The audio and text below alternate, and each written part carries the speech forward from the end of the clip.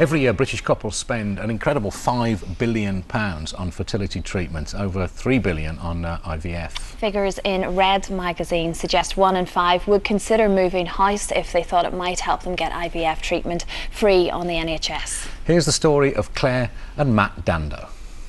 We started trying for a family in 2003, spring 2003, and we hoped that things would happen quickly. Very optimistic about it. We were starting to get concerned and thinking, this is not happening, this is something that should have progressed, we should have had a child hopefully by now.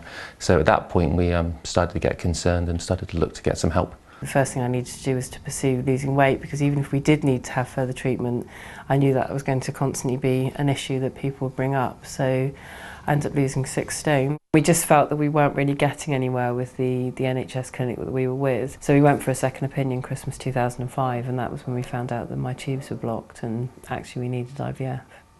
I had to go and speak to our building society and get an extension to our mortgage. It made me feel very angry that just because of where we lived, we had to fork out all this money, whereas other people were able to access it on the NHS without having to pay for it. I think if it was a standard ruling across the country of what you can receive and what the guidelines would be, then that'll be much fairer. We started our first IVF cycle in February 2006. We're incredibly lucky to get pregnant straight away, which was just absolutely amazing. We were thrilled.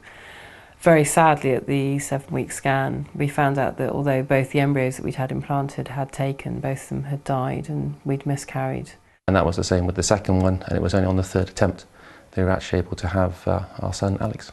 And then 7 months later, I discovered I was pregnant for a second time. Now we have a baby brother for him.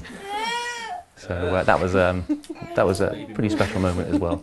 I think we knew what we were going to have to go back in and do with IVF. So the fact we were able to avoid that was just wonderful. We have been very lucky, and I know for thousands of couples, you know, their luck does run out at some point, or the money runs out, and they aren't able to fulfil their dream. And my heart really goes out to them.